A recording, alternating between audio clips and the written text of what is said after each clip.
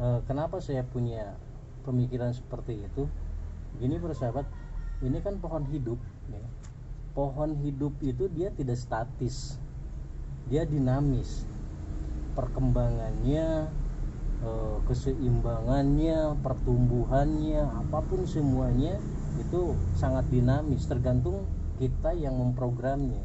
Jadi bagi saya, pohon itu bisa bagus, bisa ideal, bisa dibentuk, bisa diharapkan oleh diri kita itu menjadi bagus ketika kita memang fokus dan jujur dengan keinginan kita bahwa kita ingin membuat si objek pohon itu menjadi bagus.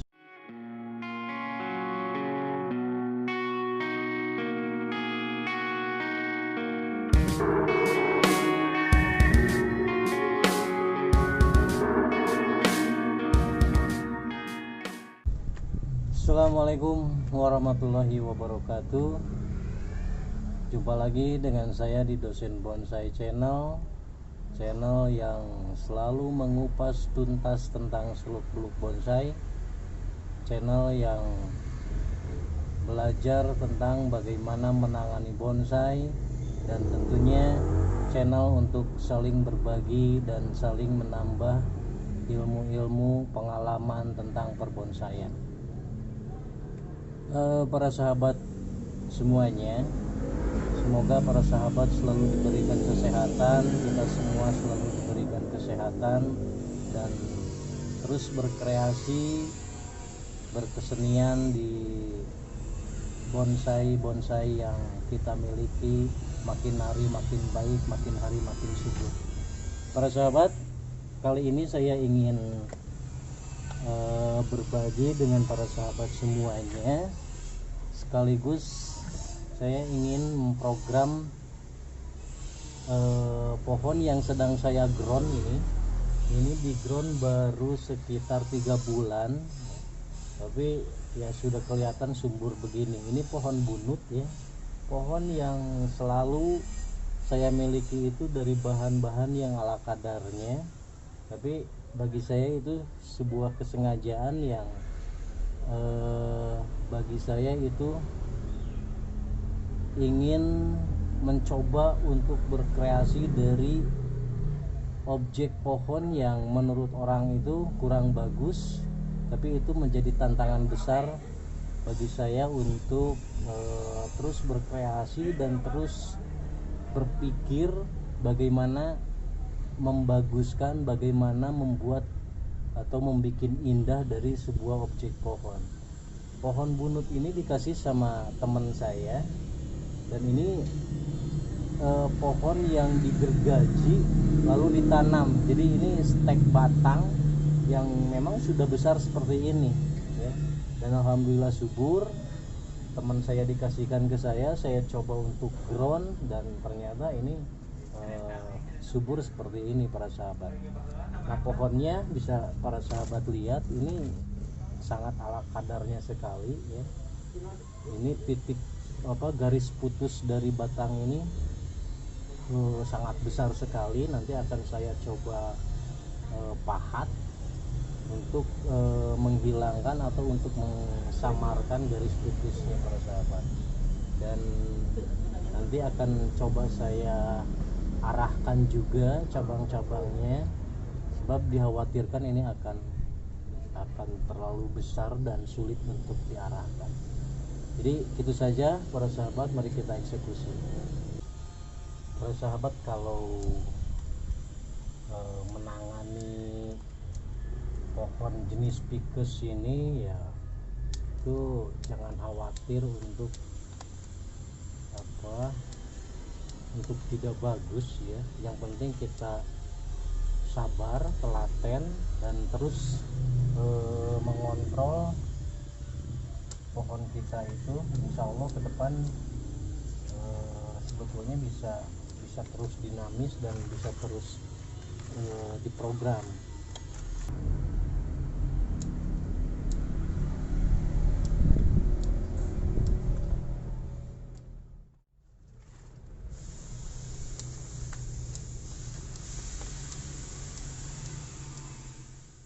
Nah, ini kondisinya para sahabat, pohon bunut yang dikasih teman saya.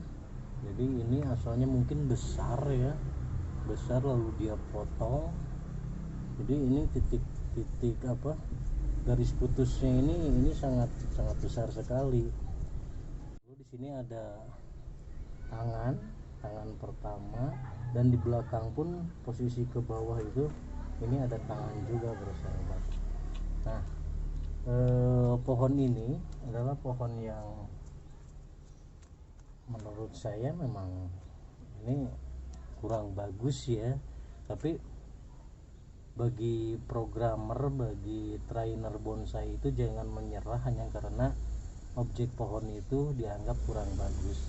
Tapi bagi saya, ketika saya menemukan objek pohon yang dipandang kurang bagus, itu adalah malah menjadi pemicu bagi saya bagaimana si objek pohon yang dianggap jelek itu kita rubah, kita sulap, kita sabari ya, untuk memprosesnya, untuk memprogramnya menjadi pohon yang cukup ideal dan bagus di kemudian hari. Kenapa saya punya pemikiran seperti itu? Gini persahabat, ini kan pohon hidup ya. Pohon hidup itu dia tidak statis, dia dinamis.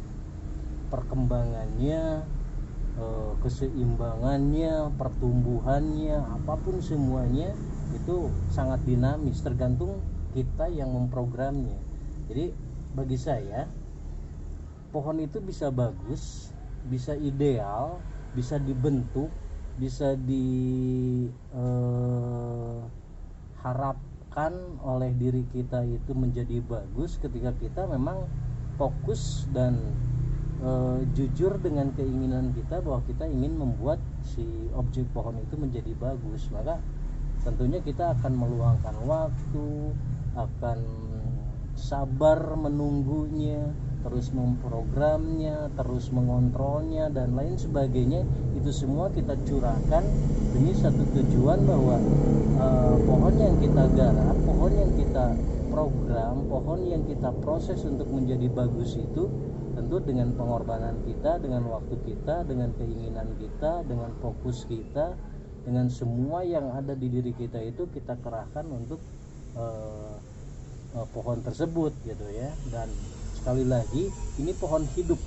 Jadi pohon hidup itu pohon yang dinamis tentunya, pohon yang bisa bagus tergantung kepada siapa yang akan membuat pohon itu menjadi bagus.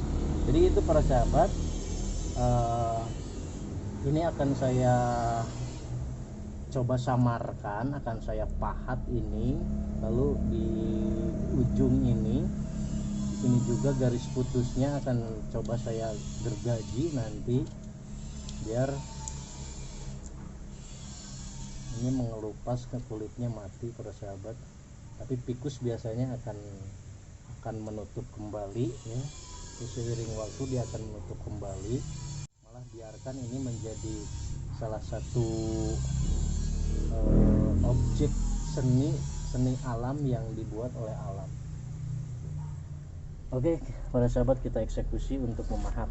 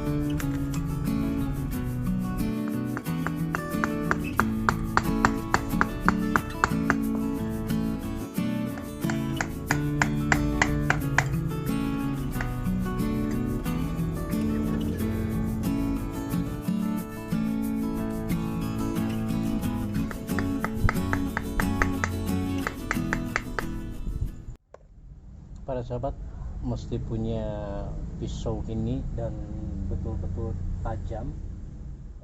Biasakan diasah setiap mau dipakai, dan setelah dipakai itu diasah. Insya Allah ketajamannya seperti yang para sahabat lihat di video saya ini. Pisau saya betul-betul tajam. Jadi untuk menghaluskan bekas-bekas potongan itu enak.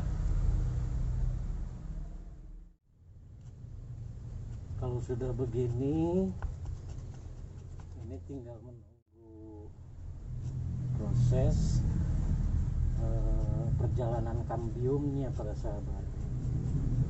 Ini kalau misalnya kambiumnya terus narik, terus menutupi, maka ini diharapkan bisa tertutup dan kita tinggal mainkan cabang-cabang yang ada. Tapi kalau tidak, ini bisa main tuner para sahabat. Bagaimana kita membuat kesan alami dari pengelupasan kulit kambium ini.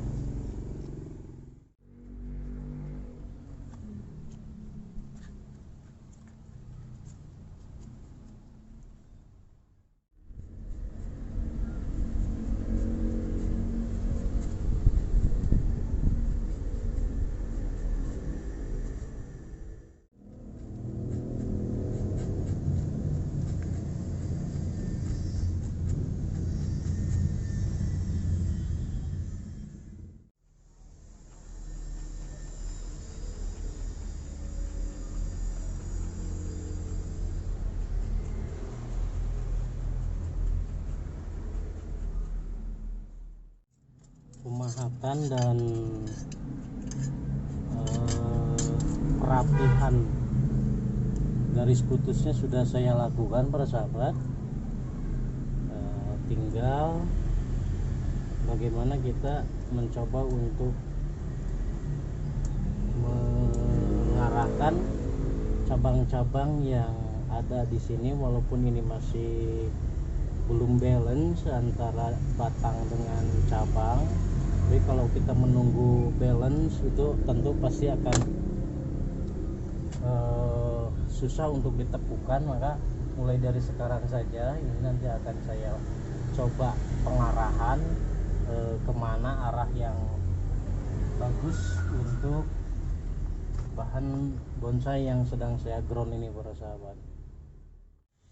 Barusan saya potong dua dahan ya, dua cabang di sini para sahabat.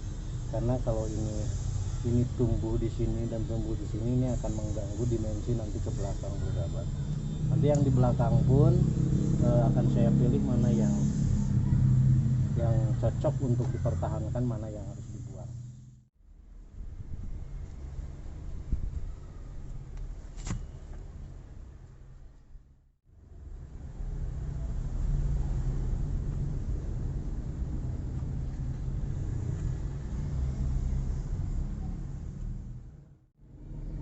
Ini juga kita potong para sahabat.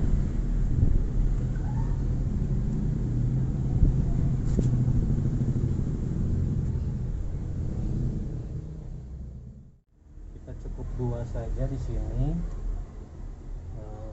tapi bagaimana nanti dari dua ini bisa berkembang menjadi beberapa ranting para sahabat.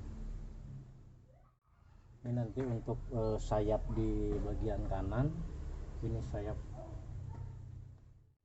bagian tengah, dan ini sayap bagian kiri para sahabat. Ini mukanya. Nah ini nanti di sini mahkota. Ini juga nggak penting para sahabat, ini kita buang. Juga yang ini biar kita ada dimensi langsung ke belakang para sahabat. Kita butuh satu saja di sini atau dua. Satu saja para sahabat. Kita butuh satu saja, nanti memperbanyak di ranting saja.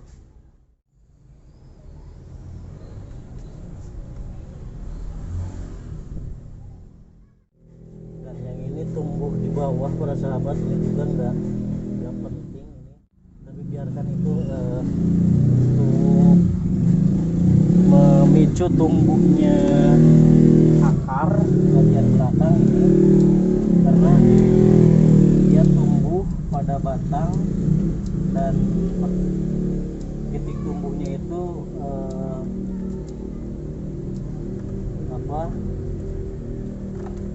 terendam oleh tanah, dan ini pasti akan menumbuhkan akar nanti di bagian belakang. Untuk sementara ini dibiarkan untuk memicu tumbuhnya akar dulu, tapi nantinya ini tidak dibutuhkan para sahabat. Juga yang ini para sahabat,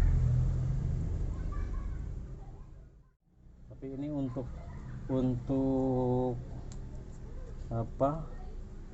membikin benjolan-benjolan nanti di sini. Ini akan bagus kalau ini sudah besar lalu kita potong. Di sini bekas potongannya itu akan membekas benjolan-benjolan, dan itu sangat bagus sekali untuk pohon ficus para sahabat. Jadi para sahabat, kita hanya butuh 1 2 3 4 5 6 7 8 9 10 11, hanya 12 batang saja kita butuhkan para sahabat. Selanjutnya nanti kita arahkan dengan kawat ke bagian mana posisi itu akan diarahkan. Jadi untuk sementara para sahabat, gini saja dulu. Ini nanti akan saya arahkan ke sini, atau nanti ini saya masih ada dua pilihan antara dikawat sekarang dengan metode cut and grow. Jadi kalau ini sudah ada keseimbangan, saya potong saja tanpa pengawatan, atau saya kawati.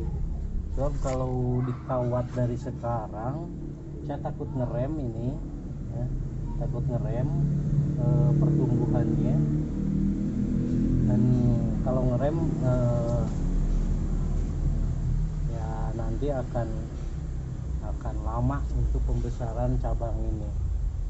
Atau mungkin di cut and grow saja nantinya sama saya, tinggal pengawatannya itu nanti di tingkat ranting. Kalau sudah dia sudah seimbang, sudah balance batang-batangnya, lalu saya potong, lalu di tingkat ranting baru saya arahkan dengan kawat, seperti itu. Tapi kayaknya mungkin seperti itu lebih bagus ya, cut and grow, ketimbang saya harus dikawat dari sekarang. Jadi itu saja para sahabat. Terima kasih. Assalamualaikum warahmatullahi wabarakatuh.